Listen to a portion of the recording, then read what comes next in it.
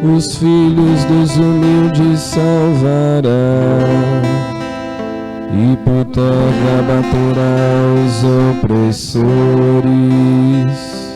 Tanto tempo quanto o sol há de viver, quanto a lua atravessa as gerações.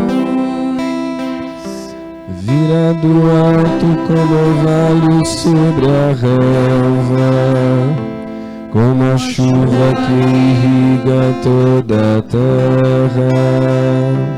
Nos seus dias a justiça florirá, e grande paz até que a lua perca o brilho. De mar a mar estenderá o seu domínio, e desde os rios até os confins de toda a terra. Seus inimigos vão curvar-se diante dele, vão lamber o pó da terra aos seus rivais. Os reis de Tarsis e das ilhas hão de vir e oferecer-lhe seus presentes e seus dons. E também os reis de Seba e de Sabá hão de trazer-lhe oferendas e tributos. Os reis de toda a terra hão de adorá-lo, e todas as nações hão de servi-lo. Glória ao Pai, ao Filho e ao Espírito Santo, como era no princípio, agora e sempre. Amém. Fiz de ti uma luz para as nações, levarás a salvação a toda a terra.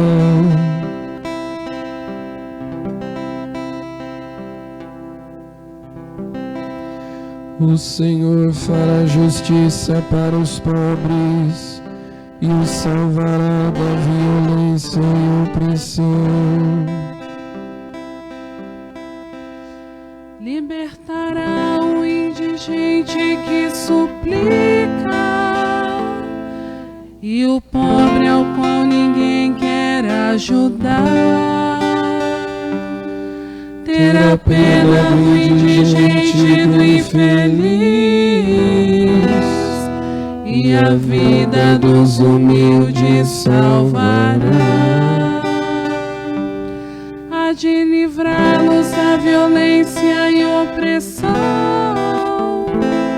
pois vale muito o sangue deles a seus olhos. Que ele viva e tenha o ouro de Sabá,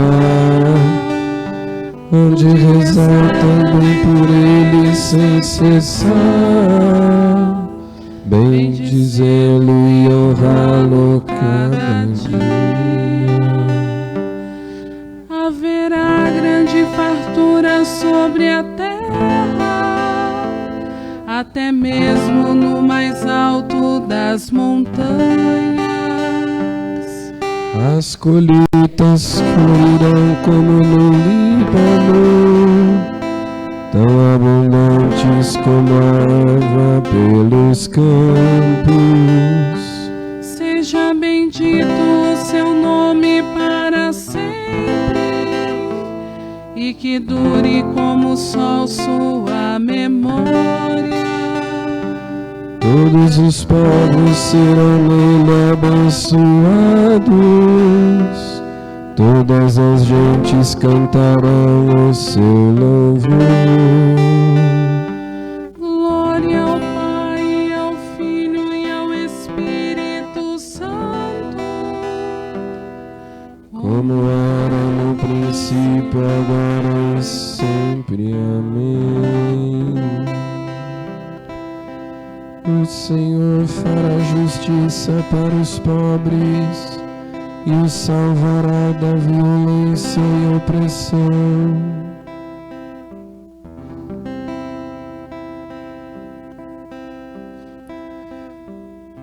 Chegou agora a salvação e o reino do Senhor. Graças vos damos, Senhor Deus onipotente, porque assumistes o poder que vos pertence.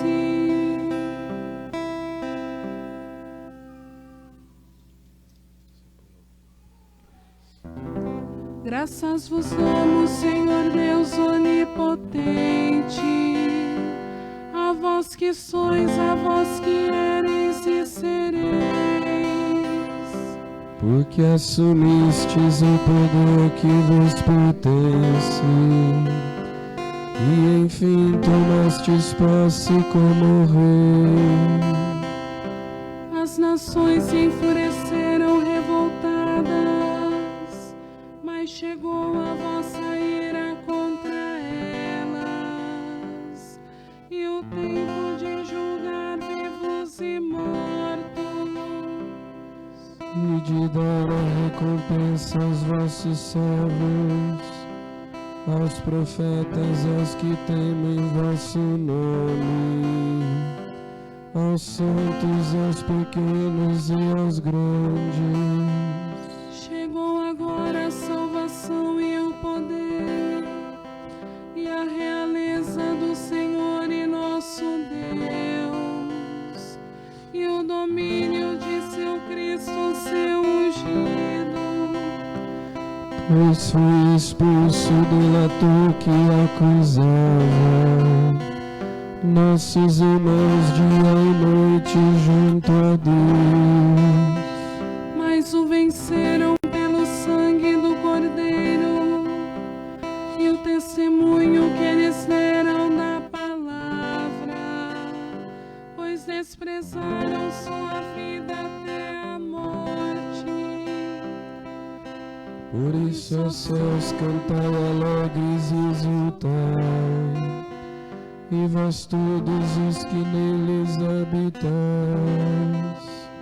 Glória ao Pai, ao Filho e ao Espírito Santo, Como era no princípio, agora e sempre. Amém. Chegou agora a salvação e o reino do Senhor.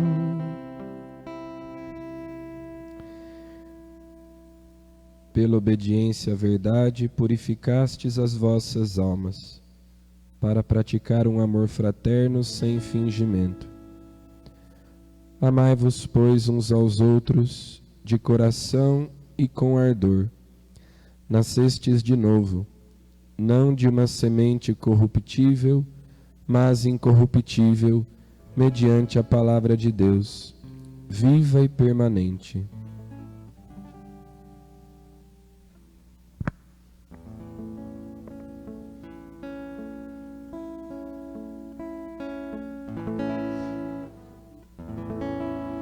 o Senhor é o meu pastor, não me falta coisa alguma. O Senhor é meu pastor, não me falta coisa alguma. Pelos prados me conduz, Não me falta coisa alguma. glória ao Pai, ao Filho e ao Espírito Santo. O Senhor é meu pastor, não me falta coisa alguma. Fiquemos de pé para cantarmos o Magnífica.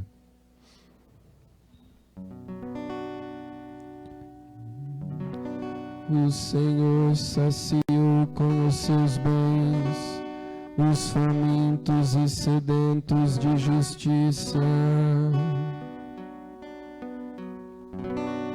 O Senhor fez em mim maravilhas, Santo é seu nome. a minha alma engrandece o Senhor, e se alegrou Salvador. Pois ele viu a pequenez de sua serva. Desde agora gerações hão de chamar-me de bendita. O poderoso fez em mim maravilhas, e santo é o seu nome. Seu amor de geração em geração chega a todos que o respeitam. Demonstrou o poder de seu braço, dispersou os orgulhosos.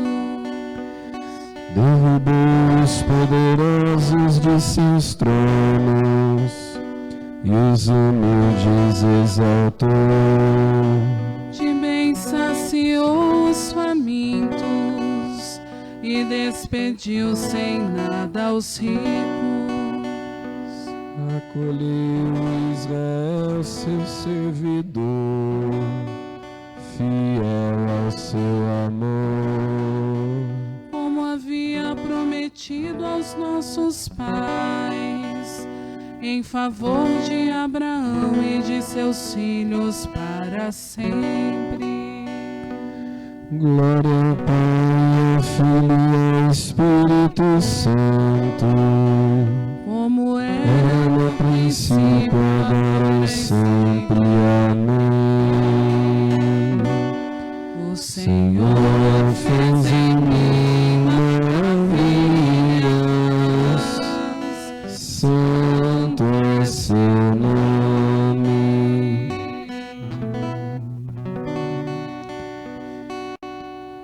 O Senhor saciou com os seus bens os famintos e sedentos de justiça. Elevemos os corações, cheios de gratidão a nosso Senhor e Salvador, que abençoa o seu povo com toda sorte de bênçãos espirituais, e peçamos com fé. Abençoai, Senhor, o vosso povo. Deus de misericórdia, protegei o Santo Padre, o Papa Francisco, e fortalecei-o para que guie fielmente a vossa Igreja. Abençoai, Senhor, o vosso povo. Protegei, Senhor, o nosso país, e afastai para longe dele todos os males. Abençoai, Senhor, o vosso povo.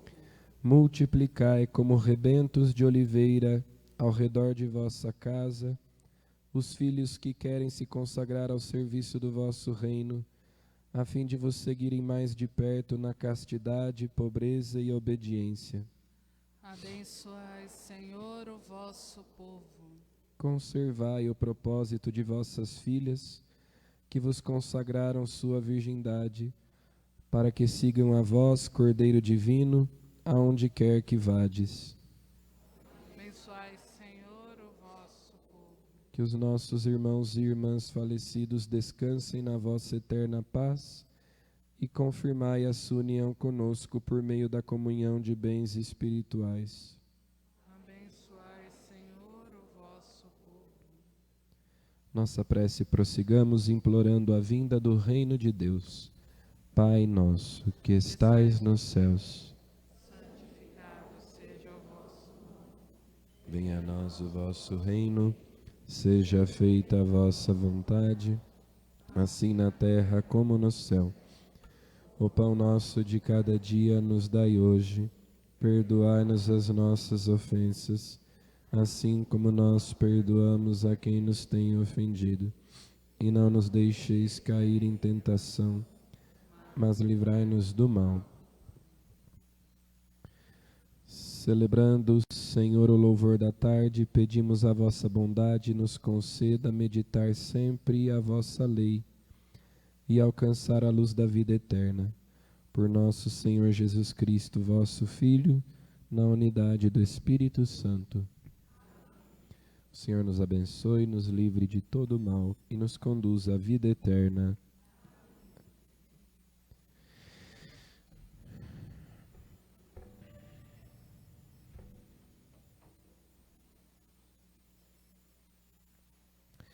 Boa noite para quem está nos acompanhando pela internet, pelo Facebook. Tem quantas pessoas aí? Tem alguém? Depois, quantos? 33, olha só. Então tem mais 33 pessoas sentadas aí, além dos anjos. Então, vamos ao tema de hoje, ao quarto dia.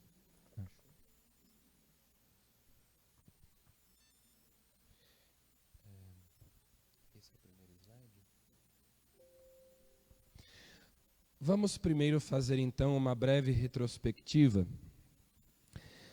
Nós começamos falando na segunda-feira de como a igreja lê a Bíblia.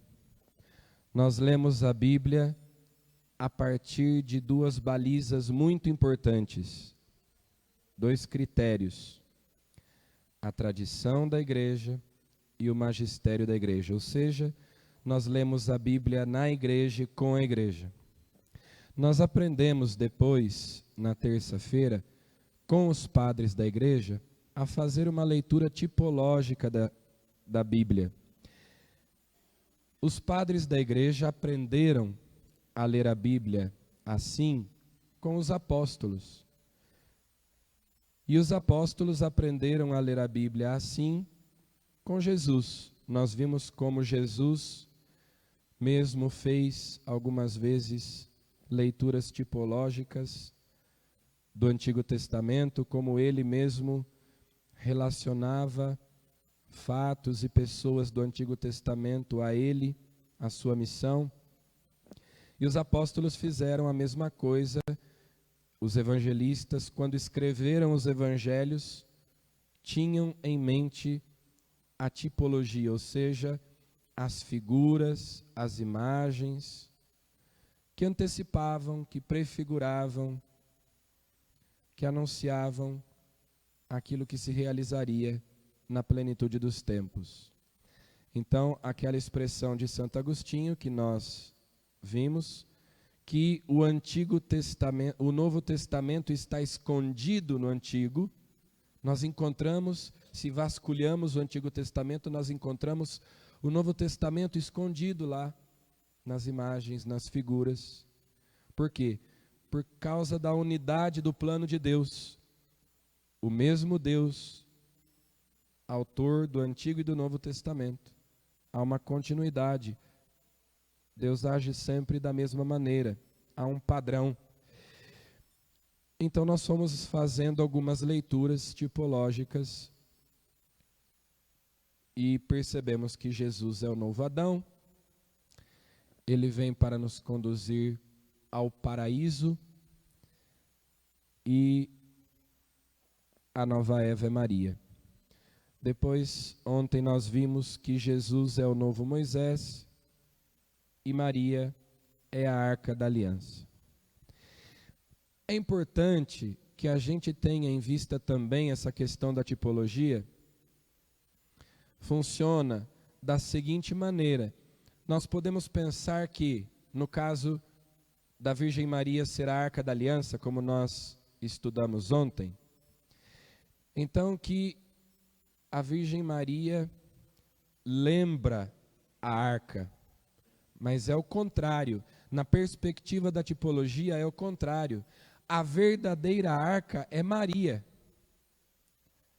A Arca da Aliança do Antigo Testamento é que é a figura, a sombra, ou, para usar uma expressão que nós vimos que São Paulo mesmo usa, o esboço. Não é Maria que lembra a Arca da Antiga Aliança, é o contrário. É a Arca da Antiga Aliança que era um esboço, uma sombra de Maria.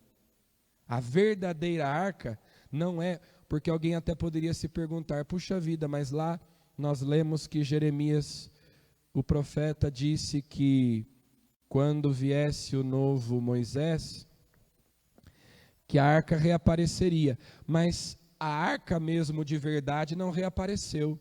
Só reapareceu Maria, que representa a arca. Não. A leitura tipológica nos mostra que o que estava no Antigo Testamento eram figuras. A realidade vem no Novo Testamento. Então, a verdadeira arca é Maria. E, concluindo o que nós dizíamos ontem, se o povo de Israel tinha tal veneração pela arca da aliança, que era feita de madeira, que continha tábuas de pedra, que continha a vara de Araão e o maná, qual não deve ser a nossa veneração, quão mais sagrada não é a verdadeira arca, da qual aquela primeira era só um esboço, uma sombra, uma figura. Portanto, convém venerar essa arca. Se o povo venerava aquela urna de madeira, muito mais nós devemos venerar a Virgem Maria, porque ela contém, por causa daquilo que ela contém, Jesus, que é o pão da vida, que é a palavra encarnada, que é o sumo e eterno sacerdote. Então, aí nós encontramos indícios também daquilo que a igreja diz a respeito da Imaculada Conceição de Maria. Como Moisés recebeu de Deus instruções precisas a respeito do modo como a arca devia ser confeccionada, com o melhor material, também Deus fez a Virgem Maria com o que ele tinha de melhor. Ou seja, a Virgem Maria é a obra-prima de Deus. É a mais excelsa das criaturas. Dentre as criaturas todas, Maria é a mais excelente, a que recebeu de Deus mais privilégios, mais graças. Ela é a arca que Deus mesmo confeccionou com o melhor material, preservando-a, portanto, do pecado original, para que ela contivesse em si. Vejam que a arca do Antigo Testamento era tão pura, tão sagrada, que ninguém podia tocar se não fosse sacerdote. Por quê? Porque os sacerdotes estavam sempre cumprindo aqueles rituais de purificação, porque eles tinham por função estar sempre em contato com o sagrado. Então, só os sacerdotes, porque a arca era sacrossanta, era santíssima, assim também a Virgem Maria, da qual a antiga arca era só um esboço, uma sombra, uma imagem, uma figura.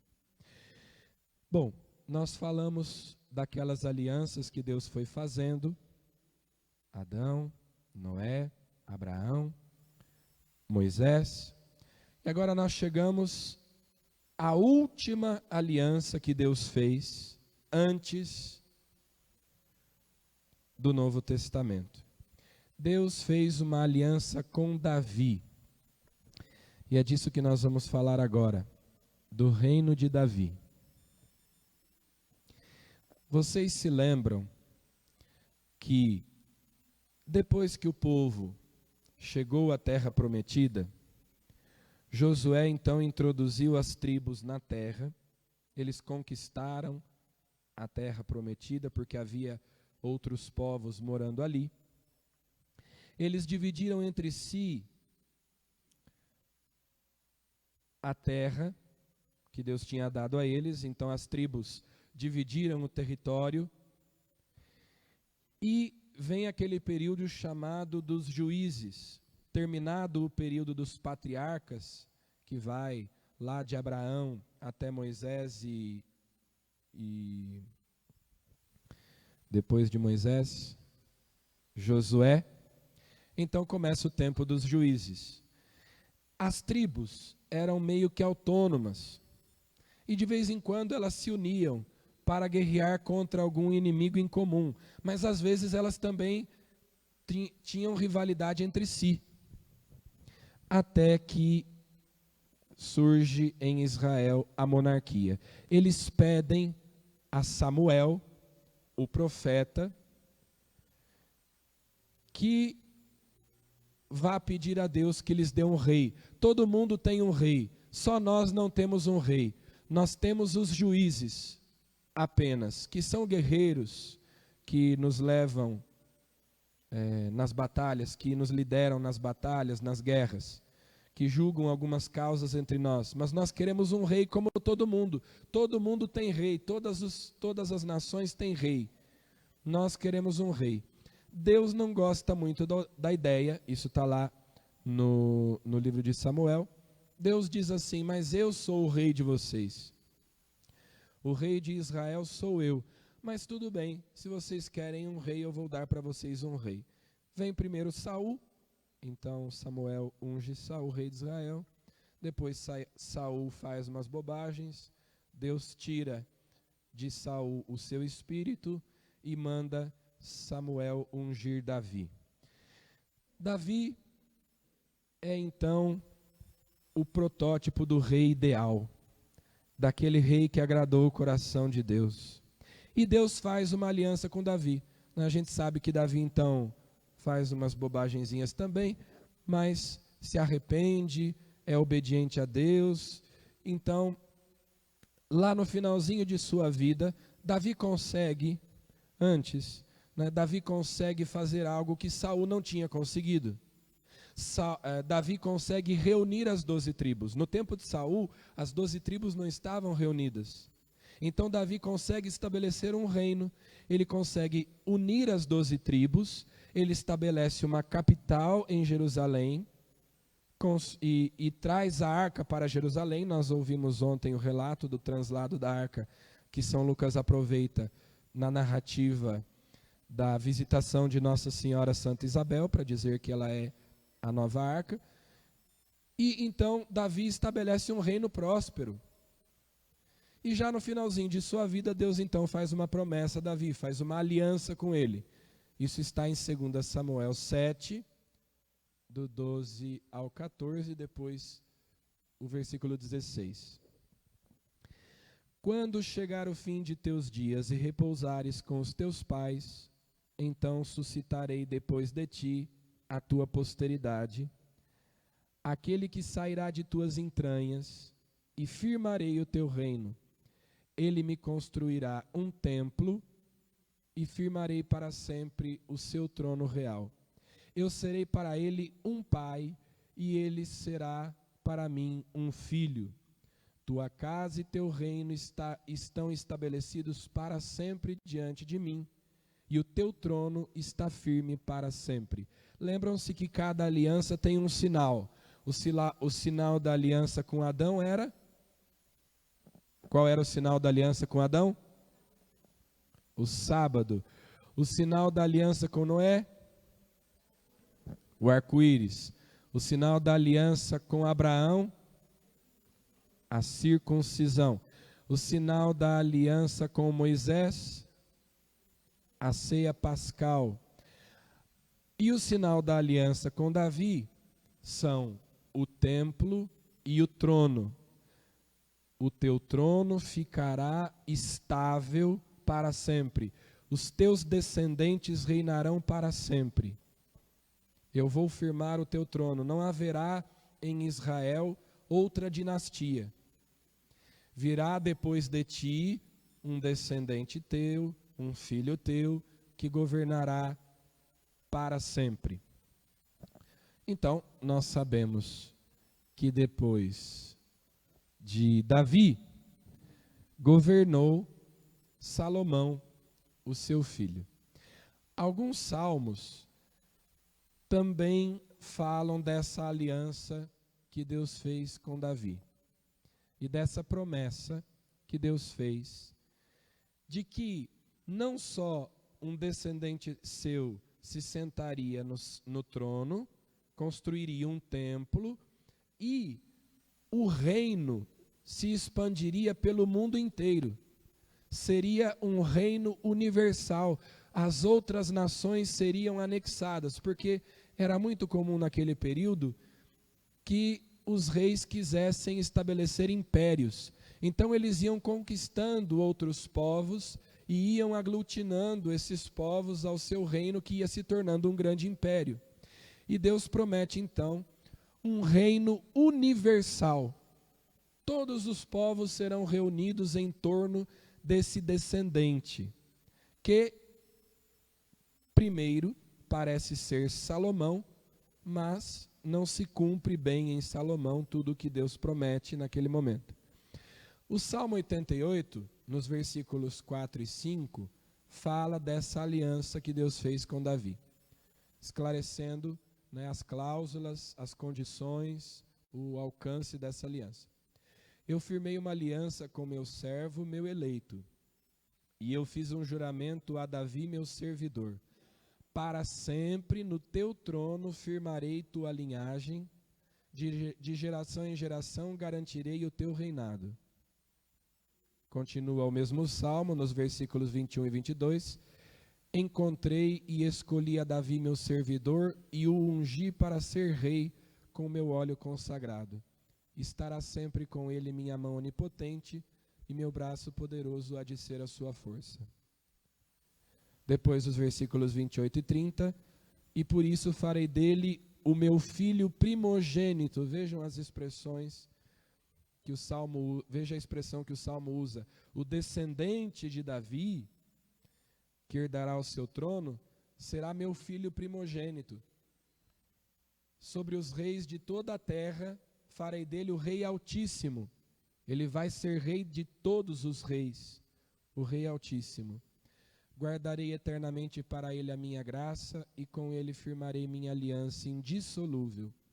Pelos séculos sem fim conservarei sua descendência e o seu trono.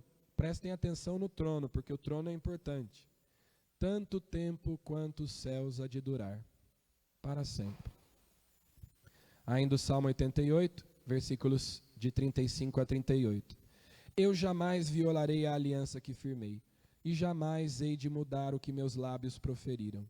Eu jurei uma só vez, por minha própria santidade, e portanto, com certeza, a Davi não mentirei.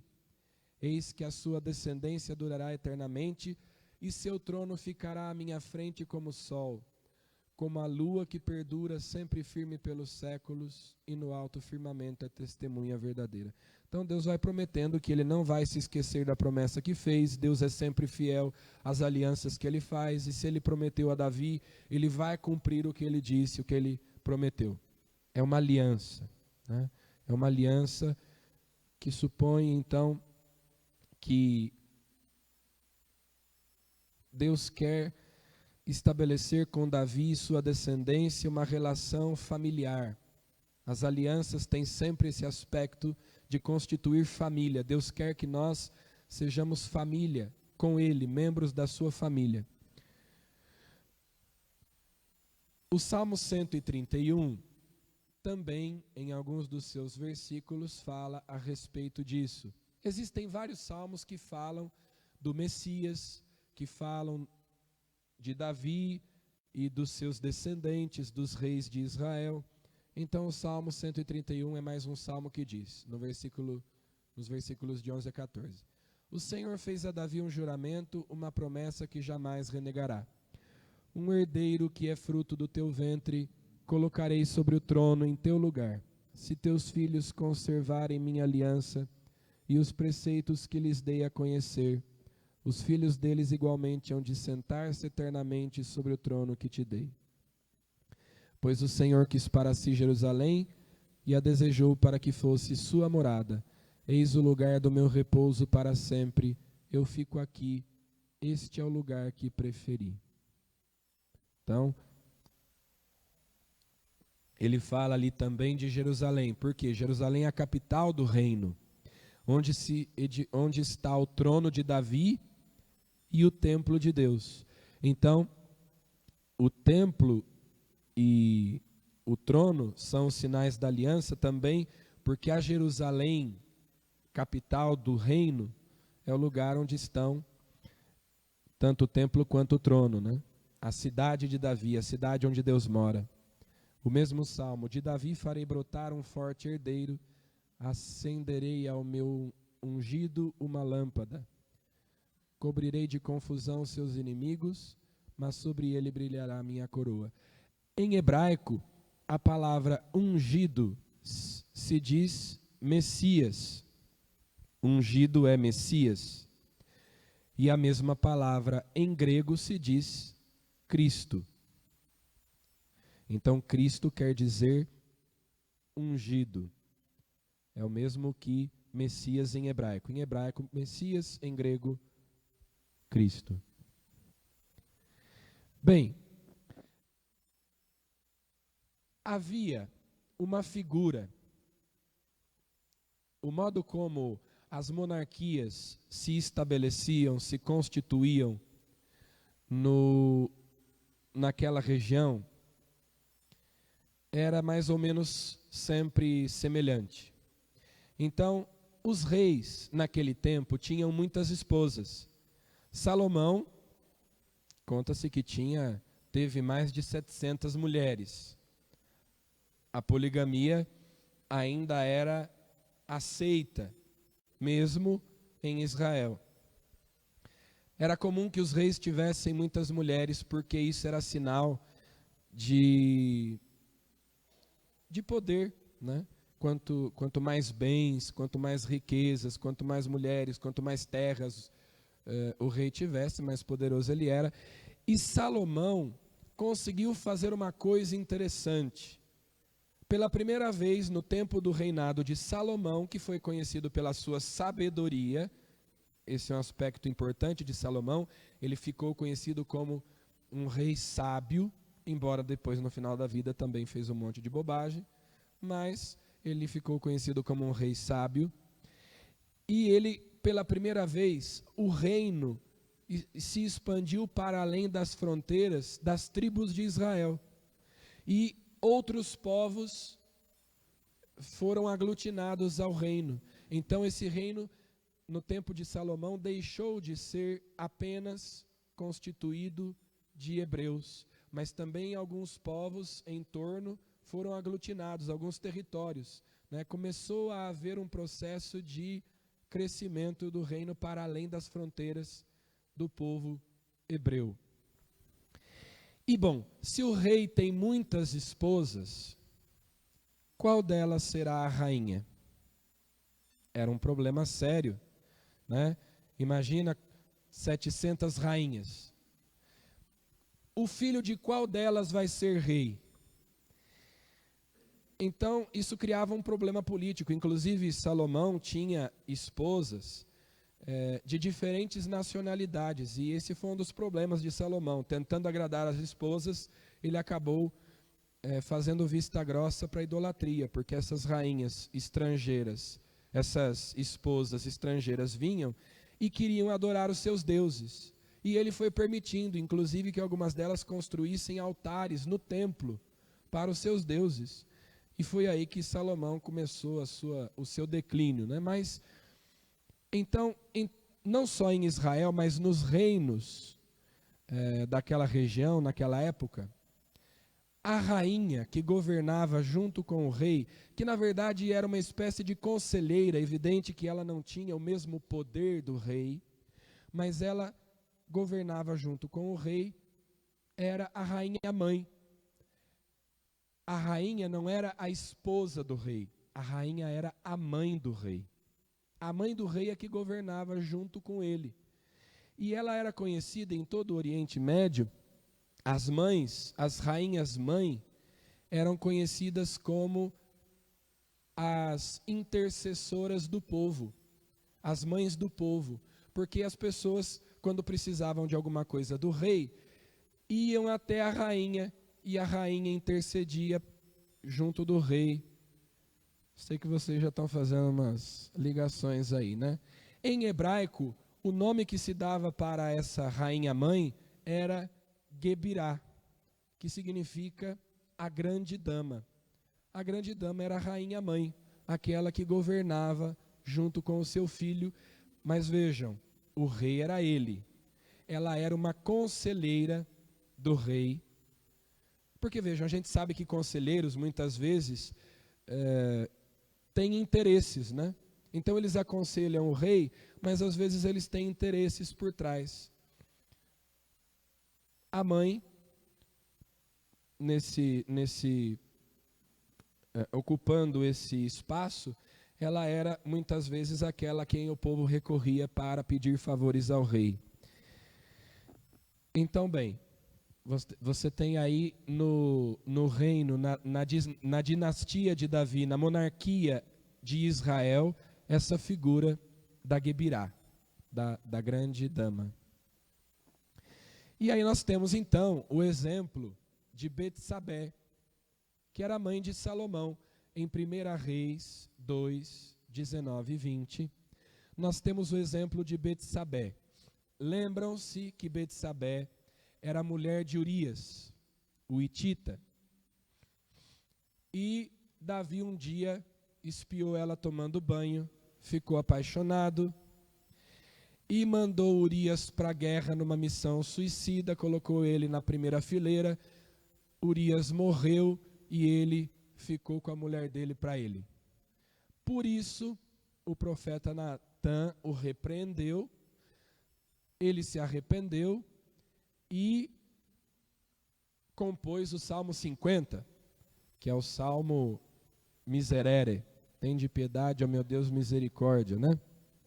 Bom, então Betsabé é aquela que era mulher do hitita Urias. Ela, portanto, era uma pagã, ela não era hebreia, ela era uma pagã.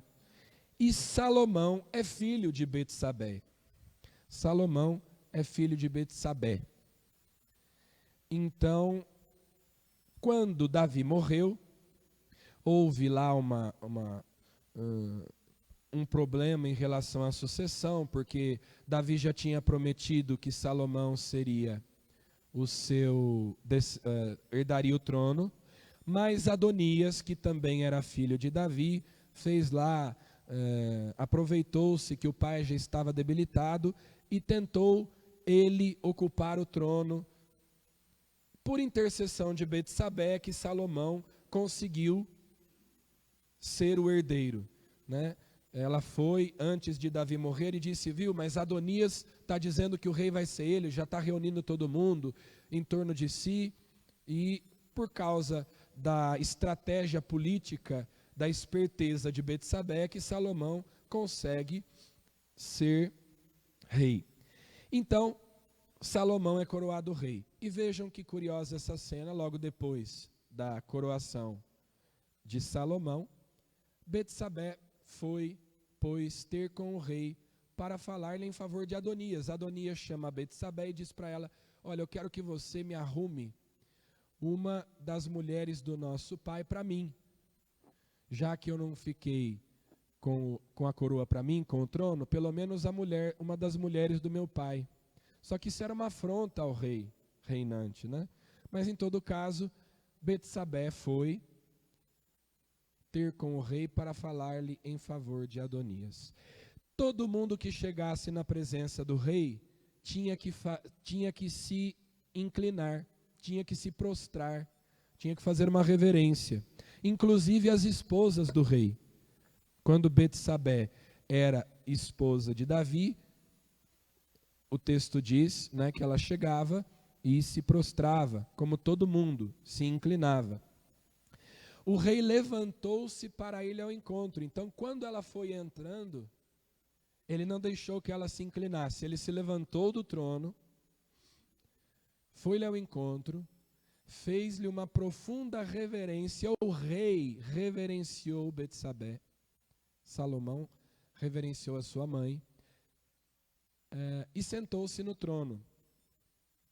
Mandou colocar um trono para sua mãe e ela sentou-se à sua direita.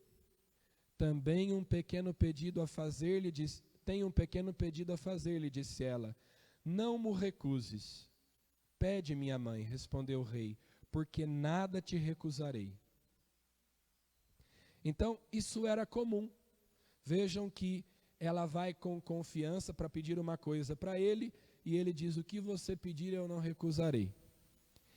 Ele não deixa que ela faça uma reverência. Ele mesmo se levanta, vai até ela, ele a reverencia e manda pôr um trono à sua direita. E assim foi, não só com Salomão, mas todos os reis que governaram em Judá depois, tinham a figura da rainha mãe, que tinha um trono ao lado do trono do seu filho, o rei, e o aconselhava e intercedia em favor do povo.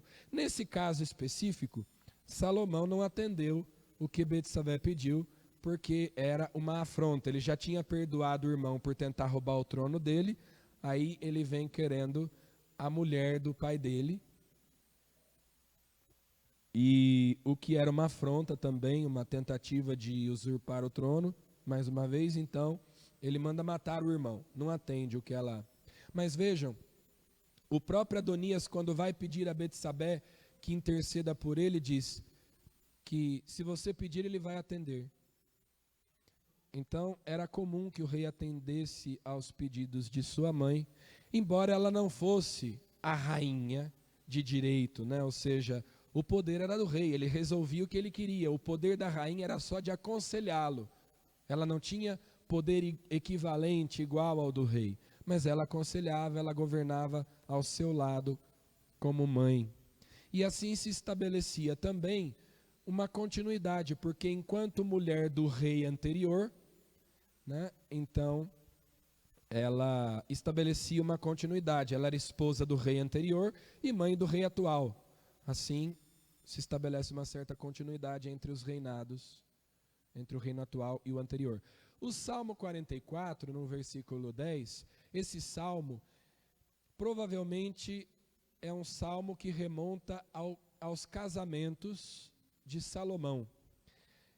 É um salmo cantado no casamento do rei.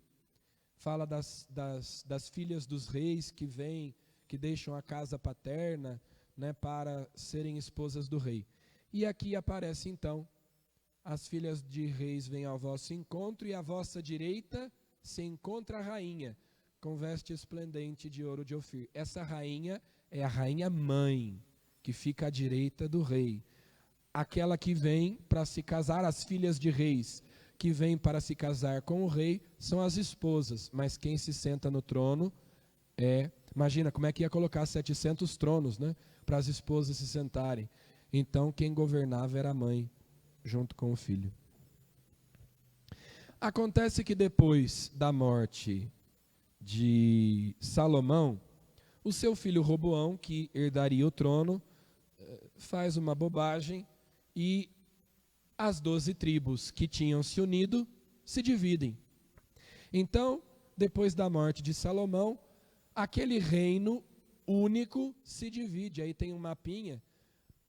O reino do norte, chamado Israel, que reúne 10 das tribos, são 10 tribos, a capital na Samaria. E o reino do sul, Judá, com capital em Jerusalém, com apenas 2 tribos, a tribo de Judá, que é a tribo de Davi, e a tribo de Benjamim. As tribos se dividem em 2 reinos: Roboão no sul, que é filho de Salomão, e Jeroboão no norte, que é de outra tribo. Então, aquela promessa que Deus tinha feito, de que o descendente de Davi reinaria, bom, a dinastia de Davi continua só no sul, porque no norte já não é mais um descendente de Davi que reina, só em Judá. É daí que vem os judeus.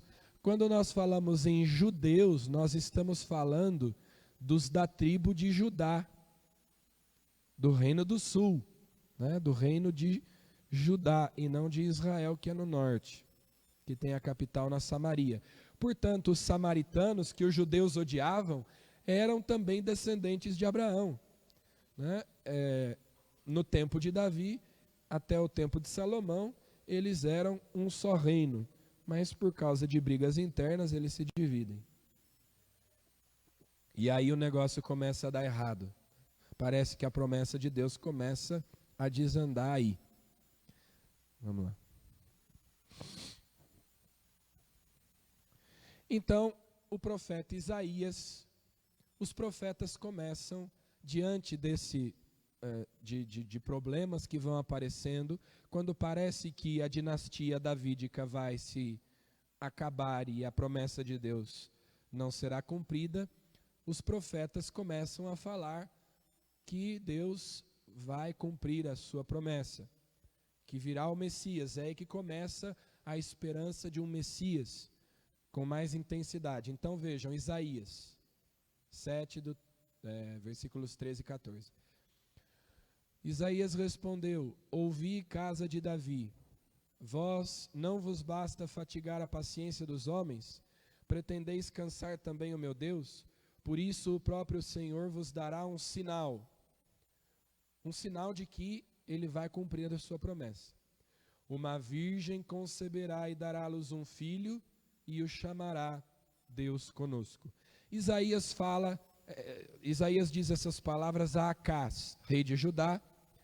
Provavelmente, naquele momento, ele tenha em vista o nascimento de Ezequias, filho de Acás, que seria o sucessor.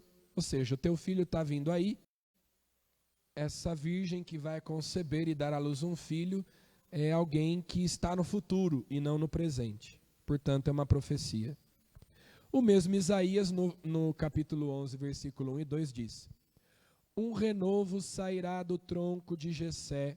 Jessé é o nome do pai de Davi. Um renovo é um broto, né? Um broto sairá do tronco de Jessé, e um rebento brotará de suas raízes.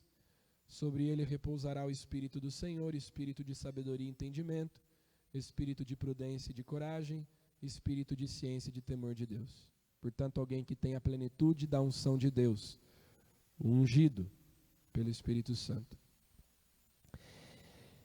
Acontece o seguinte: esses reinos vão aí separados. Lá no século 700 anos antes de Cristo, o reino do norte acaba, acontece o exílio assírio, e 600 anos antes de Cristo, o exílio da Babilônia. Nabucodonosor, aquele de que nós falamos ontem, também invade a cidade, destrói o templo, e vejam o que acontece. Em 2 Reis 25, 7, o último rei de Judá foi Sedecias. Vejam o que Nabucodonosor fez. Degolou na presença de Sedecias os seus filhos, furou-lhe os olhos e o levou para a Babilônia ligado com 2 cadeias de bronze. Ou seja, Sedecias era o rei de Judá. Nabucodonosor vem, degola todos os filhos dele e fura os olhos, para que a última coisa que ele visse na vida fosse todos os seus filhos mortos, degolados, sem cabeça, para dizer assim: acabou.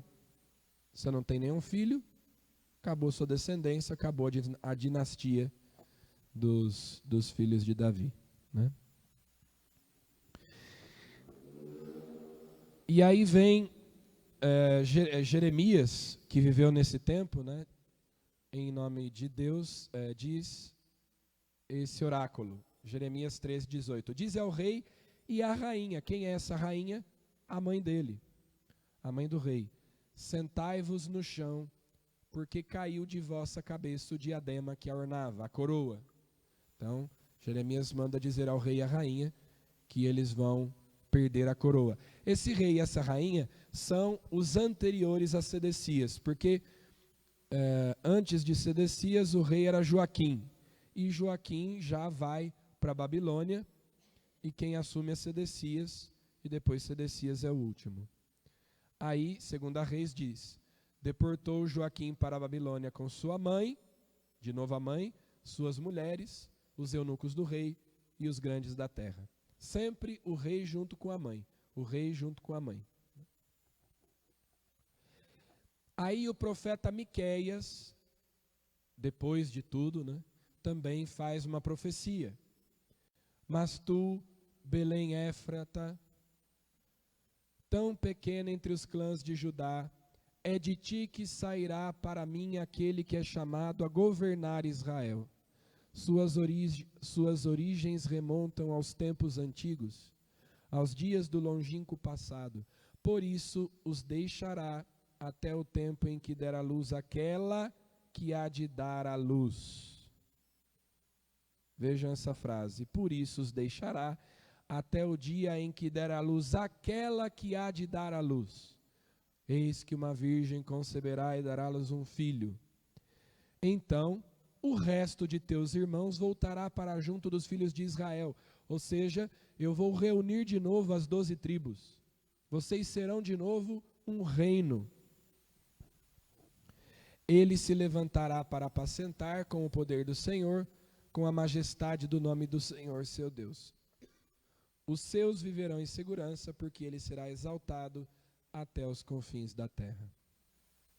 Bom, essa promessa ficou durante 600 anos, pelo menos, aguardando o cumprimento. E acho que não é novidade para ninguém, que Jesus é o filho de Davi, o Messias, o Cristo, aquele que foi esperado, aquele que foi prometido e a respeito do qual essas profecias, a respeito de quem essas profecias se referiam. Então, São Mateus começa o evangelho, vejam lá, Mateus 1:1, o começo do evangelho de Mateus. Genealogia de Jesus Cristo, filho de Davi, filho de Abraão. Ele já faz questão de começar dizendo que ele é filho de Davi. Aí, na genealogia que aparece, nós temos, como eu disse ontem, 2 genealogias nos evangelhos. Uma em Mateus e outra em Lucas. A de Lucas começa em Jesus, faz o caminho contrário, né? Isso não é comum. Ele começa em Jesus e vai voltando, retrocedendo até chegar em Adão. Mateus, ao contrário, começa em Abraão, que é o normal, né? Começa em Abraão e vai descendo, passa por Davi e depois chega até Jesus, até José, que era esposo de Maria, que gerou Jesus. Mas o curioso é que nessa genealogia aparecem 4 mulheres. Isso não era comum. Você pega a genealogia, ela é toda assim: fulano gerou fulano, que gerou fulano, que gerou fulano, que gerou fulano. É sempre o nome do pai. O pai e o filho, o pai e o filho. Mas Mateus coloca umas mulheres aí no meio. Quem são essas mulheres? A primeira delas é Tamar. Tamar aparece lá em Gênesis. Tamar era nora de Judá. Portanto, o que deu origem, o que dá nome à tribo de Davi, né? Davi era da tribo de Judá.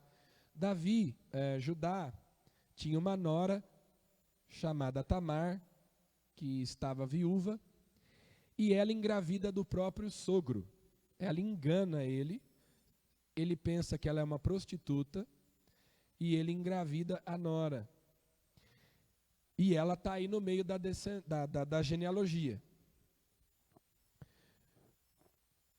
Depois vem Raabe. Quem era Raabe? Raabe era uma prostituta.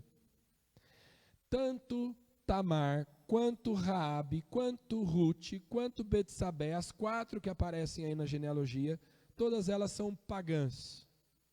São pagãs. Bom, eu já disse o nome das outras. Ruth, que, ao contrário das outras 3, tem uma reputação ilibada, né? Uma fez filho com o sogro, a outra era prostituta. Ruth era decente, era boazinha, mas era pagã. Não era, mas ela escolhe viver como, escolhe a religião dos judeus, escolhe viver entre os judeus. E Betsabé, a mãe de Salomão, aparece aí também. A rainha mãe, Betsabé, aparece aí na genealogia. Provavelmente São Mateus coloca essas mulheres na genealogia porque quando chega no final da genealogia, eu não lembro se eu coloquei, passa para o próximo. Não. No final da genealogia, há uma quebra, porque Mateus diz assim: Jacó gerou José, esposo de Maria, de quem nasceu Jesus. Por quê? Porque Jesus não era filho de José. Era filho de Maria, mas não era filho de José. José é o pai legal, o pai adotivo, segundo a lei, né? O que bastava para que ele fosse considerado da descendência de Davi. Embora a gente não saiba se pode ser que Maria também era da tribo de Judá, é provável até que ela fosse. Em todo caso, nós vemos em algum dos evangelhos que Jesus foi chamado de filho de Maria. Isso provavelmente era um deboche. Em alguns lugares do Talmud, que é um livro que os judeus têm, uma coleção de livros que os judeus têm, de escritos rabínicos, Jesus é chamado de bastardo. Filho de Maria, geralmente as pessoas eram chamados de filho do seu pai, né? Filho de fulano, Simão, filho de João, Bartimeu, que é o filho de Timeu, né? Geralmente era chamado o filho do seu pai. Dizer que é o filho da mãe já era um xingamento, seu filho da mãe. Por quê? Porque ele não tem o pai. Cadê o pai dele? A mãe teve um filho bastardo. Então, é daí que vem a ideia de que filho da mãe é um xingamento, né? Por quê? Porque é um filho bastardo. Filho de Maria pode ser que era algo pejorativo, depreciativo. Então, Mateus, de maneira muito perspicaz, sabendo que talvez os seus leitores iam questionar a concepção virginal de Jesus, fariam piada com a concepção virginal de Jesus, coloca essas 4 mulheres na genealogia para dizer, olha, se ele não é o rei por causa da sua concepção virginal, olha o que tem de muito pior lá para trás, né? Tem coisa muito pior lá, então Salomão não podia ter sido rei também. Essa, ao contrário, ela não fez nada de errado, ela concebeu virginalmente por obra do Espírito Santo, né? Mas aparece aí Betsabé também, porque o que Mateus quer é dizer que Jesus é o filho de Davi, descendente de Davi que foi prometido e esperado. Aí a genealogia termina dizendo assim: portanto, as gerações desde Abraão até Davi são 14. Desde Davi até o cativeiro de Babilônia, 14 gerações. E depois do cativeiro até Cristo, 14 gerações. Ele faz a genealogia assim, em 3 blocos. 14, 14, 14. De Abraão a Davi, de Davi ao exílio, do exílio a Cristo. Por quê? Tudo isso aí é simbólico. Na língua hebraica, assim como no grego e no latim, os números são letras. Eles não têm os números arábicos como nós temos, né? Então, as letras têm valor numérico. Quando eles precisam, por exemplo, no latim, o número 1 em latim é o I, né? O número 2 são 2 Is. O número 3 são 3 Is. O número 4 é IV. E assim por diante. No hebraico é a mesma coisa. Então, as letras do alfabeto têm um valor numérico.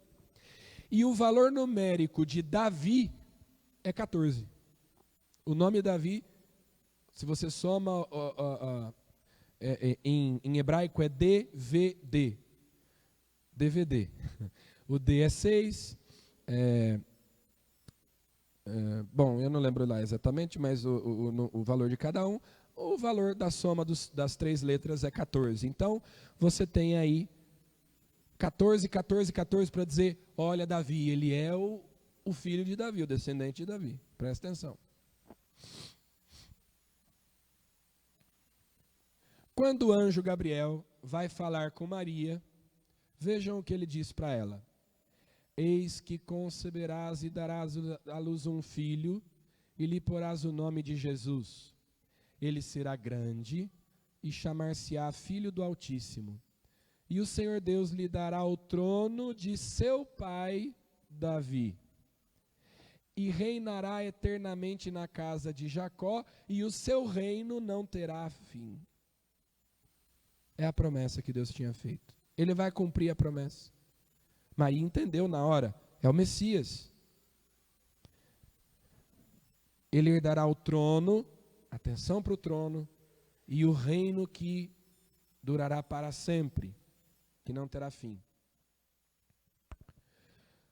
Vejam, nós no segundo dia, nós lemos esse texto, que o próprio Jesus faz uma leitura tipológica de si, comparando-se com Salomão. Mateus 12, 42. Por ocasião do juízo, a rainha do sul se levantará com esta geração e a condenará, pois ela veio dos confins do mundo para escutar a sabedoria de Salomão. Pois bem, aqui está mais que Salomão. Então Salomão era um esboço de Jesus, uma sombra de Jesus, uma figura. O próprio Jesus então o próprio Jesus aqui diz que ele é o novo Salomão. Se Salomão era conhecido por ser um rei sábio, os reis vinham para ouvir a sabedoria de Salomão. Aqui está quem é mais que Salomão. Por quê? Porque Jesus é a sabedoria encarnada. Jesus é a sabedoria encarnada do Pai. Então, o próprio Jesus aqui se comparando a Salomão. Marcos 10, 47. Sabendo que era Jesus de Nazaré, o cego Bartimeu começou a gritar: Jesus, filho de Davi, tem compaixão de mim. Faltou o T. Tem compaixão de mim, filho de Davi.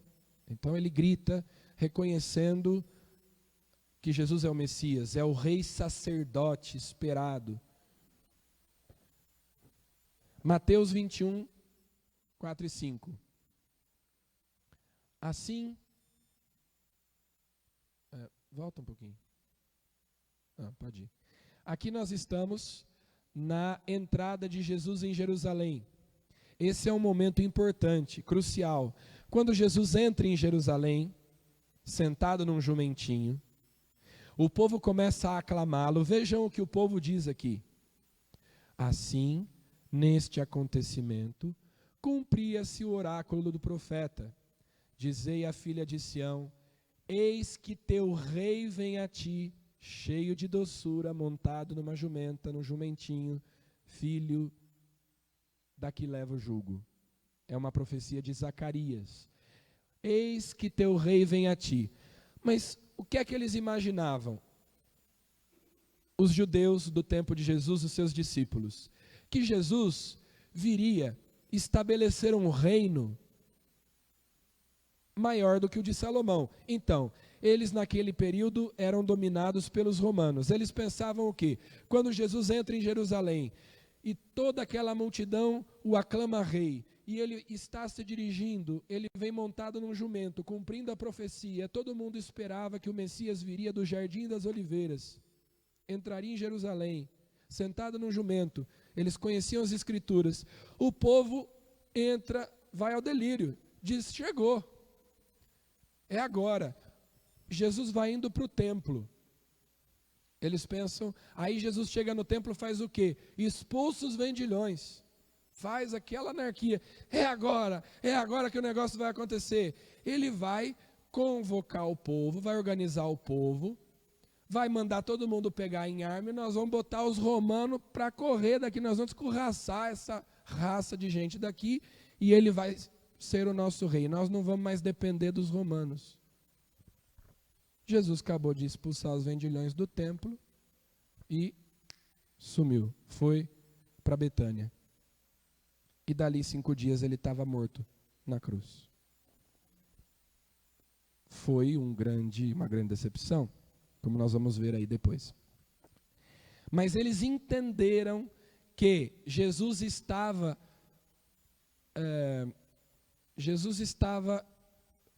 dizendo que ele era o Messias, que ele era o filho de Davi.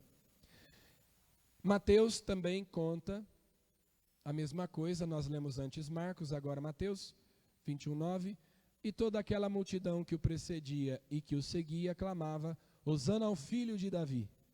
Bendito seja aquele que vem em nome do Senhor. Hosana no mais alto dos céus.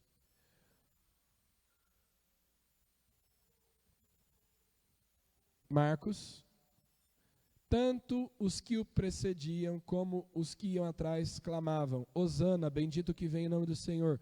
Bendito o reino que vai começar, o reino de Davi nosso pai. Hosana no mais alto dos céus. Ele vai estabelecer um reino. Mas eles achavam que se tratava de um reino terrestre. E não era isso. Lucas e dizia: bendito que vem em nome do Senhor, paz no céu e glória no mais alto dos céus. Então todos os evangelistas registram que eles reconheceram em Jesus o Rei esperado, prometido. Aí aqui nós já temos, em Lucas 24, 21, os discípulos de Emaús, depois da morte de Jesus, voltando para casa, e eles vão conversando com Jesus, que aparece, eles não o reconhecem, e aí eles dizem assim: nós esperávamos que fosse ele quem havia de restaurar Israel, e agora, além de tudo isso, é hoje o terceiro dia que essas coisas sucederam. Nós achávamos que ele fosse restabelecer o reino, mas já faz 3 dias que ele morreu.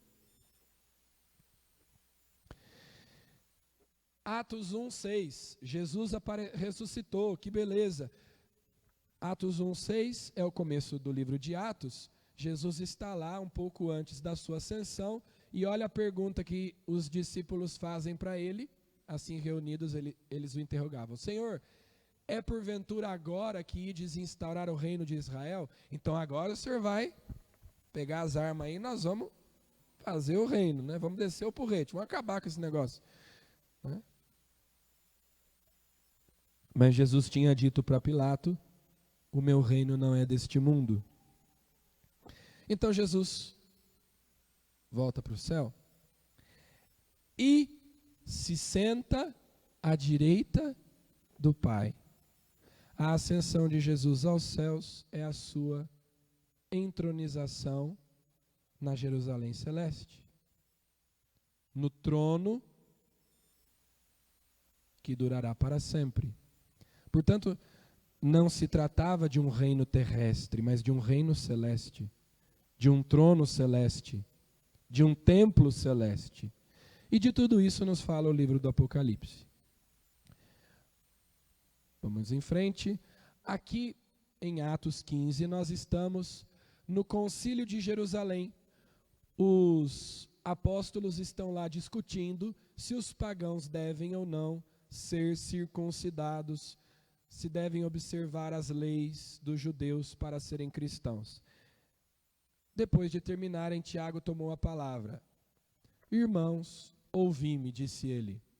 Simão narrou como Deus começou a olhar para as nações pagãs, para tirar delas um povo que trouxesse o seu nome. Ora, com isto concordam as palavras dos profetas, como está escrito. E aí Tiago cita uma profecia de Amós. Depois disto voltarei e reedificarei o tabernáculo de Davi que caiu. E reedificarei as suas ruínas e o levantarei para que o resto dos homens busque o Senhor e todas as nações, sobre as quais tem sido invocado o meu nome.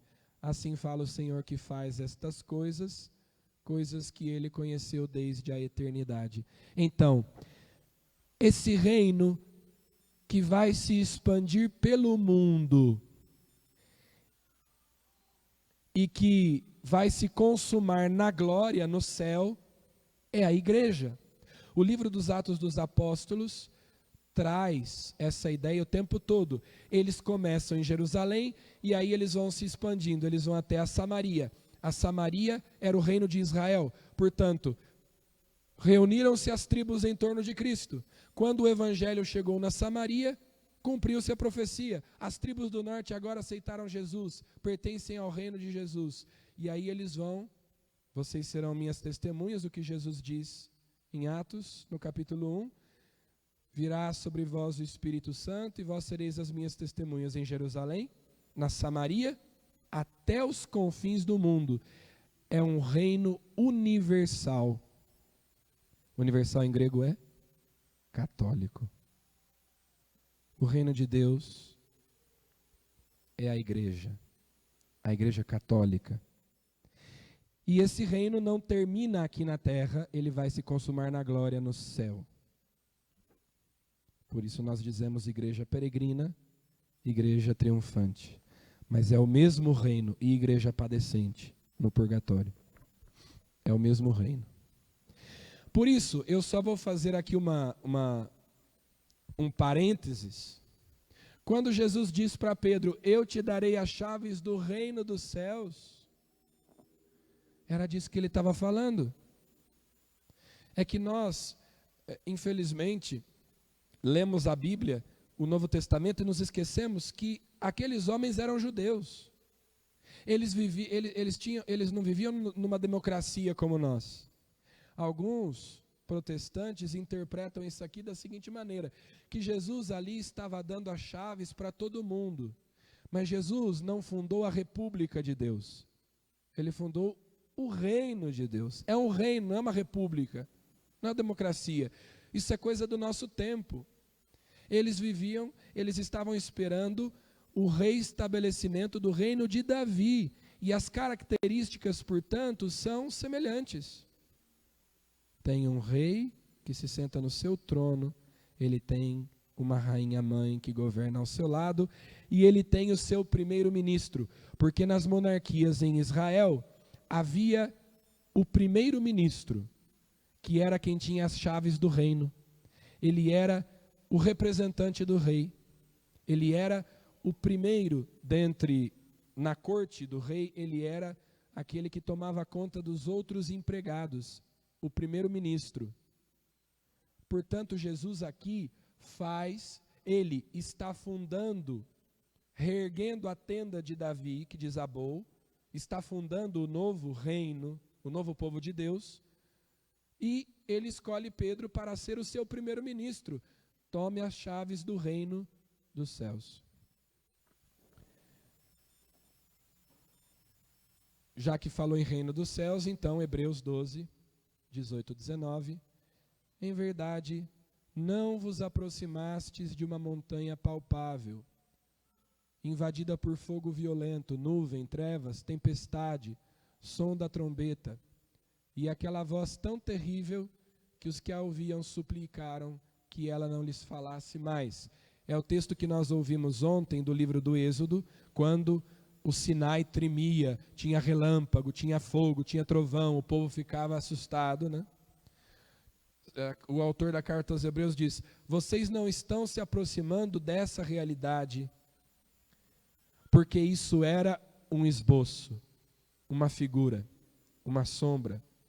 Vós, ao contrário, vos aproximastes da montanha de Sião, da cidade do Deus vivo, da Jerusalém celeste, das miríades de anjos, da assembleia festiva dos primeiros inscritos no livro dos céus, e de Deus, juiz universal, e das almas dos justos que chegaram à perfeição, enfim, de Jesus, o mediador da nova aliança, e do sangue da aspersão que fala com mais eloquência que o sangue de Abel. É um reino celeste. Mas esse reino celeste está presente também no mundo. Ele não é só um reino celeste. A igreja é o reino de Deus, presente de maneira ainda imperfeita neste mundo. Apocalipse, vamos voltar, a gente sempre tem que voltar em Apocalipse 21. Então veio um dos 7 anjos que tinham as 7 taças cheias dos 7 últimos flagelos e disse-me, vem e mostrar-te-ei a noiva, a esposa do Cordeiro.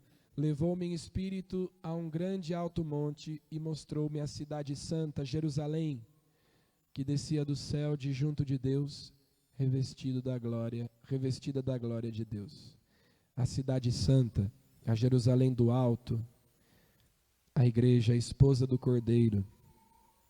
Mas São Paulo, na carta aos Gálatas, diz, mas a Jerusalém do alto é livre e ela é a nossa mãe.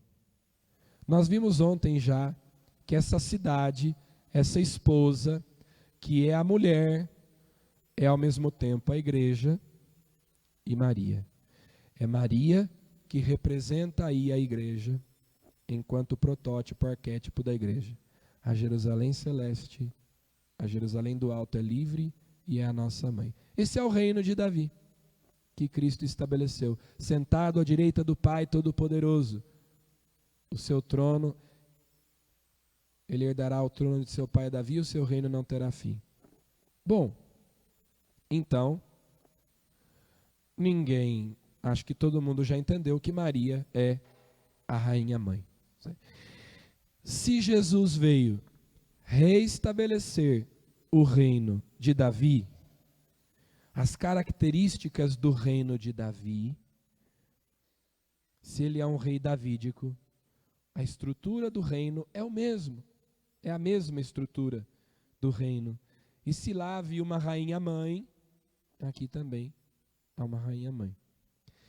Existem alguns indícios disso, né? Não é tão claro, é mais uma questão de, né, porque aquilo que nós vimos a respeito de Jesus também tem implicações em relação a Maria. Mas vejam aqui em Mateus, os magos vindos do Oriente perguntam: onde está o rei dos judeus que acaba de nascer? Vimos a sua estrela no Oriente e viemos adorá-lo. Lembram-se, nós dizíamos ontem, Herodes ficou apavorado com essa história de que o rei de Israel tinha nascido, quando os magos vieram dizendo que seguiram a estrela e que vieram adorá-lo. O rei dos judeus que acaba de nascer. Então, eles chegam a Belém. Entrando na casa, acharam o menino com Maria, sua mãe. O menino e Maria, sua mãe. Os reis do Oriente vieram e encontraram o menino com Maria, sua mãe. Cadê José? Não estava aí? Estava, mas não era preciso falar dele. Prostrando-se diante dele, o adoraram. Depois, abrindo seus tesouros, ofereceram-lhe como presentes ouro, incenso e mirra. Vamos ver um texto de 1 Reis 10:10. Presenteou o rei com 120 talentos de ouro e grande quantidade de perfumes e pedras preciosas. Não apareceu jamais uma quantidade de aromas tão grande como a que a rainha de Sabá deu ao rei Salomão. Então era comum que os reis que vinham até Jerusalém para ouvir a sabedoria de Salomão trouxessem presentes. Aqui, a rainha de Sabá, a rainha do sul, traz o quê? Ouro e perfumes. Incenso é um perfume. Mirra é um perfume. Depois, na continuação, o rei Salomão sobrepujou todos os reis da terra em riquezas e opulência.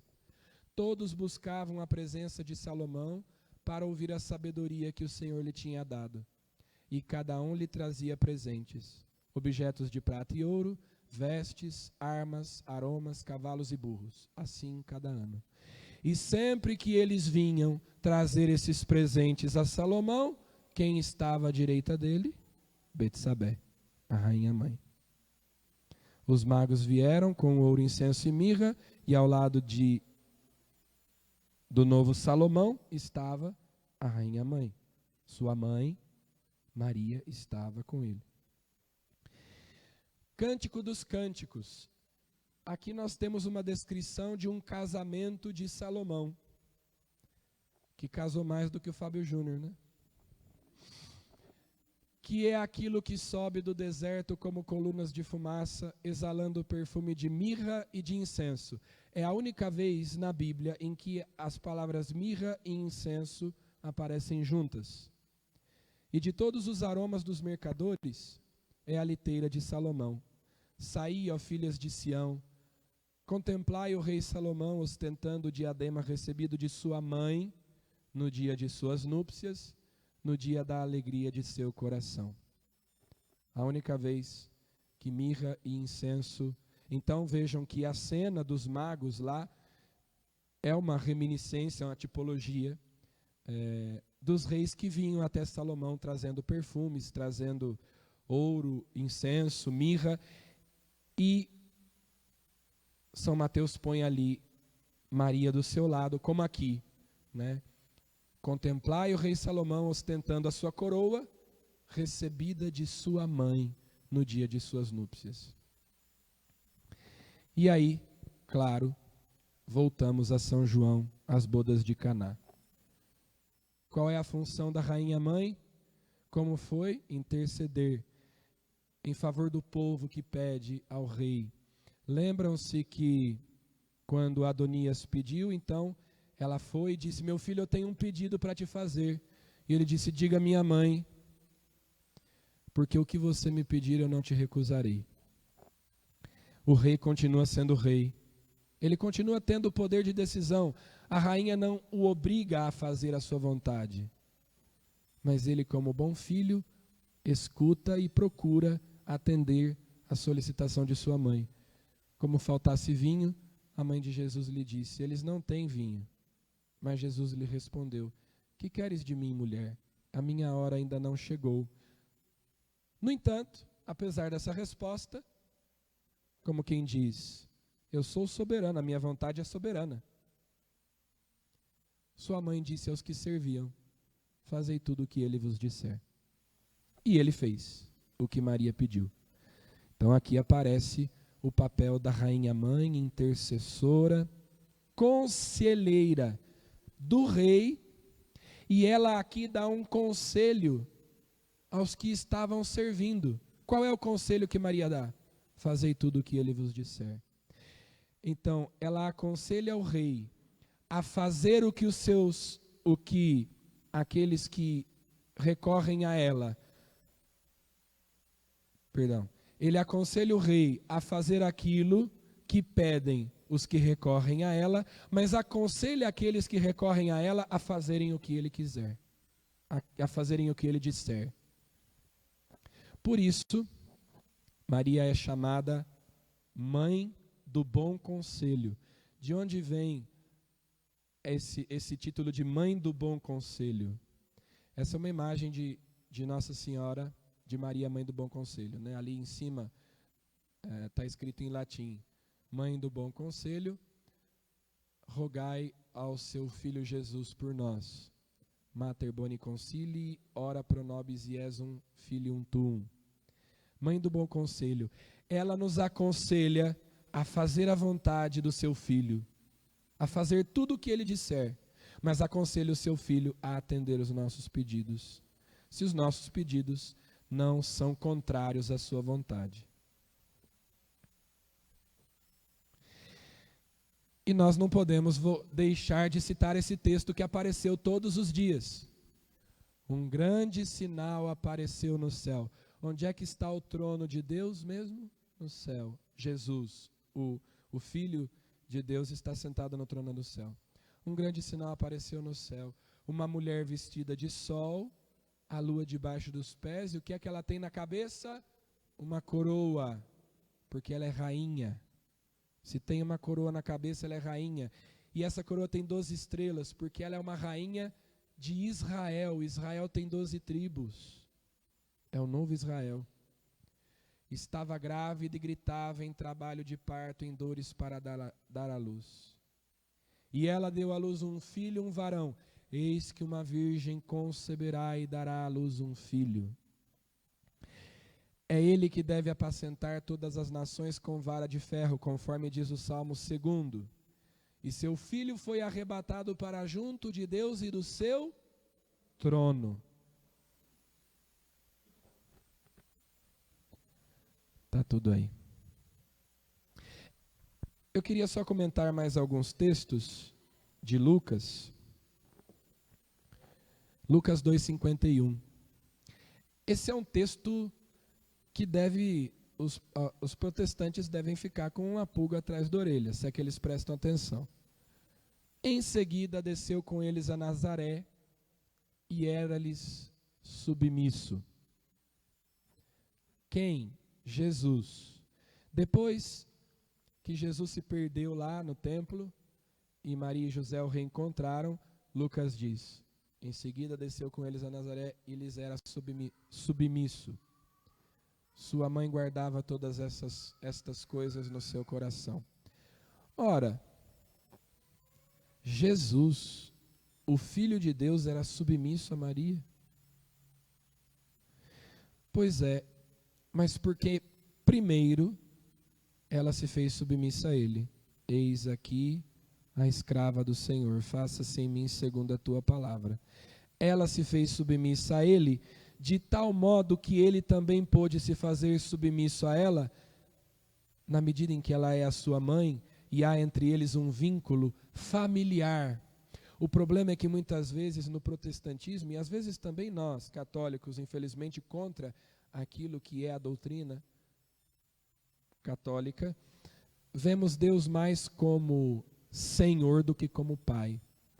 O nosso relacionamento é um relacionamento de servidão e não de filiação. E, no entanto, todas as alianças têm como objetivo estabelecer a família de Deus. Então, na família tem que ter uma mãe. Não existe família sem mãe, só com um pai. E Deus escolheu uma mãe para a sua família.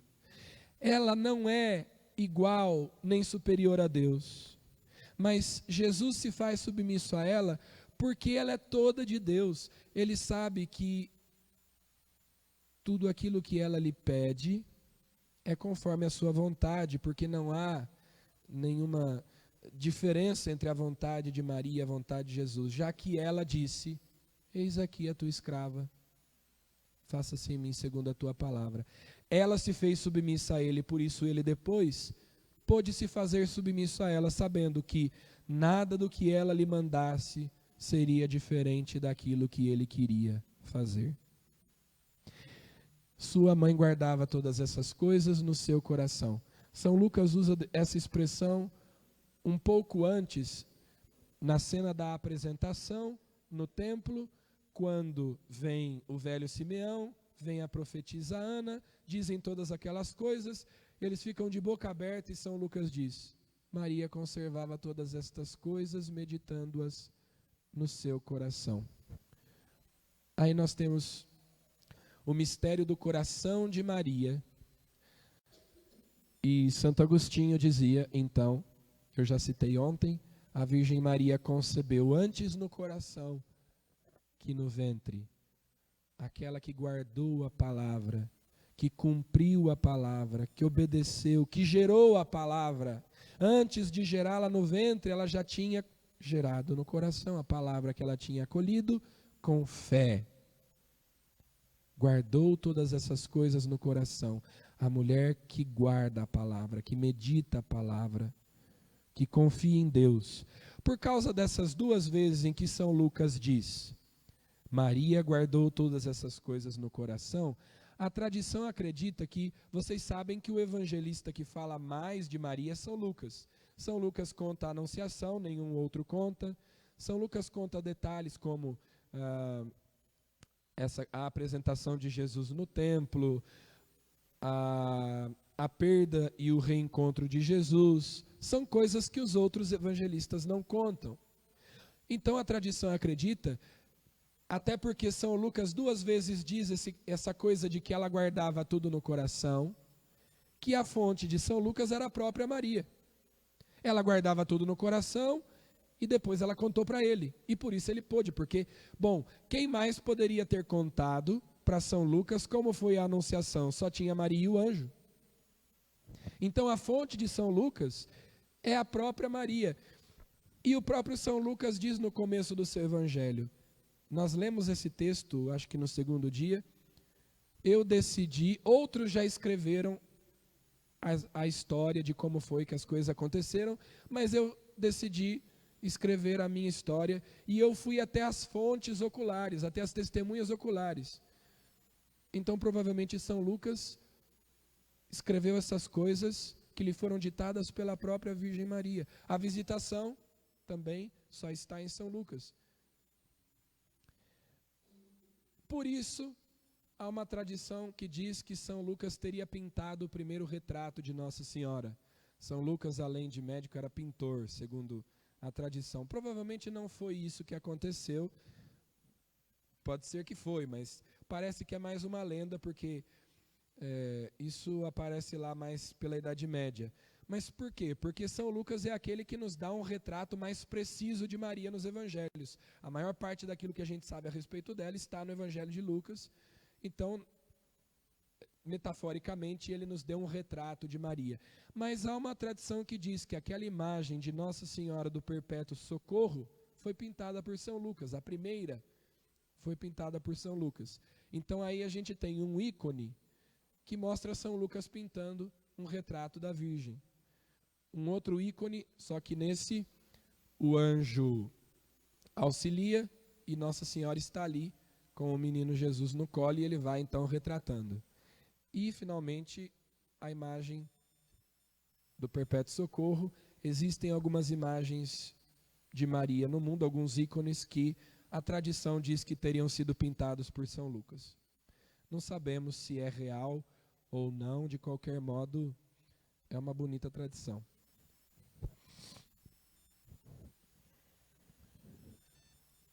Eu quero comentar esse texto também. Vejam lá.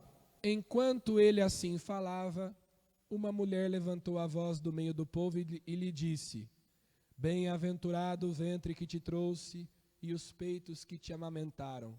Mas Jesus replicou: Antes bem-aventurados aqueles que ouvem a palavra de Deus e a observam. E aí os protestantes dizem: Tá vendo? Não tem que ficar exaltando Nossa Senhora, não. A mulher quis lá dizer que ela era bem-aventurada, olha lá como ele respondeu. Bem-aventurados são aqueles que ouvem a palavra de Deus e a observam. O problema é que quem narrou isso aí, o único evangelista que narra esse fato dessa maneira é São Lucas. O mesmo São Lucas que escreveu o seguinte: Bem-aventurada és tu que creste, pois se hão de cumprir as coisas que da parte do Senhor te foram ditas. O que Jesus quer dizer aí, na verdade, pode voltar então, não é que Maria não é bem-aventurada, mas que ela é muito mais bem-aventurada do que essa mulher pode supor. Ela não é só bem-aventurada porque amamentou Jesus com o seu seio, porque trouxe Jesus no ventre. Antes, bem-aventurada porque ouviu a palavra de Deus e a observou. Antes de conceber no ventre, concebeu no coração, aquilo que diz Santo Agostinho. Então, bem-aventurada és tu que creste, é Isabel quem diz isso a Maria, pois se hão de cumprir as coisas da parte do Senhor que te foram ditas. Você é bem-aventurada porque você é aquela que teve fé, aquela que acreditou, acolheu a palavra no seu coração. É o mesmo São Lucas quem conta os dois fatos. Acho que pode ir, deixa eu ver se acabou. E última coisa, né? A saudação de Isabel. Bendita és tu entre as mulheres e bendito é o fruto do teu ventre. Aí se a gente pega no mesmo evangelho de Lucas, ele diz assim: porque cada árvore se conhece pelo seu fruto. Bendito é o fruto do teu ventre. A árvore se conhece pelo fruto. Se o fruto é bom, a árvore é boa. Se o fruto é bendito, ela também é, por isso é dito aí: bendita és tu entre as mulheres e bendito é o fruto do teu ventre. Então, para terminar, o Catecismo da Igreja Católica, no número 487, diz assim: isso é muito importante. O que a fé católica crê a respeito de Maria, funda-se no que crê a respeito de Cristo. Mas o que a mesma fé ensina sobre Maria, esclarece por sua vez a sua fé em Cristo. É evidente que nós cremos todo o amor, toda a reverência, toda a veneração que nós temos para com a mãe de Jesus, é porque ela é mãe de Jesus. Não é por ela mesma, mas é porque ela é a mãe de Jesus. Então, tudo que a igreja crê a respeito de Maria funda-se no que crê a respeito de Cristo. Por isso, vocês viram aí que as tipologias estão sempre vinculadas a Cristo. Primeiro nós dissemos, Jesus é o novo Adão. Consequentemente, Maria é a nova Eva. Jesus é o novo Moisés. Consequentemente, Maria é a nova Arca da Aliança. Jesus é o novo Salomão. Consequentemente, Maria é a nova mãe, a nova rainha mãe. Então, é evidente que aquilo que cremos a respeito de Maria se funda em Jesus. É nele que nós cremos. No entanto, aquilo que cremos a respeito dela ilumina, esclarece, desvenda para nós aquilo que cremos em Jesus, a nossa fé em Jesus. Ou seja, a nossa fé em Maria não diminui Jesus, ao contrário, mostra que ele é muito maior do que aquilo que nós imaginamos. Jesus não fica em nenhum momento diminuído, ao contrário, a sua grandeza só fica mais realçada na medida em que nós vemos quem é Maria. Se ela é bem-aventurada, imagina o fruto do seu ventre. E a árvore se conhece pelo fruto. Então, conhecendo o fruto que é Jesus, nós podemos ter uma ideia de quem é a mãe dele. Não pode ser pouca coisa. Bom, amanhã é nosso último dia. Vamos ficar de pé e rezar uma Ave Maria. Ave Maria, cheia de graça, o Senhor é convosco. Bendita sois vós entre as mulheres, e bendito é o fruto do vosso ventre, Jesus. Santa Maria, Mãe de Deus, rogai por nós, pecadores, agora e na hora de nossa morte. Amém. O Senhor esteja convosco. Abençoe-vos Deus Todo-Poderoso, Pai e Filho e Espírito Santo. Amém. Também para quem está em casa nos acompanhando, né? Ide em paz e o Senhor vos acompanhe. Graças a Deus. E quem está em casa, bom chá, bom cobertor, né? Deve estar todo mundo lá enrolado no edredom. Boa noite. Amanhã, último dia.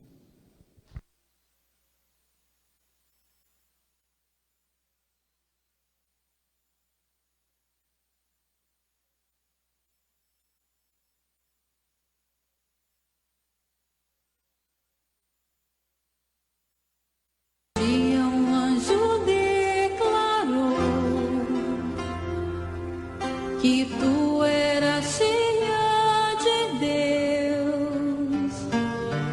Agora penso, quem sou eu para não te dizer também cheia de graça, ó Mãe, cheia de graça, ó Mãe agraciada.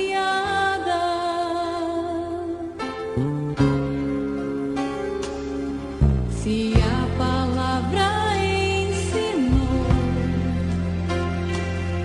que todos hão de concordar e as gerações te proclamar,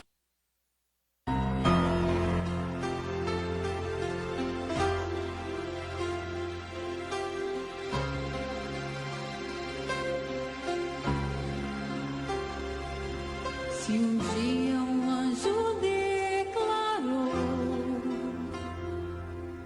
que tu eras cheia de Deus, agora penso, quem sou eu para não te dizer também cheia de graça, ó Mãe, cheia de graça, ó Mãe agraciada.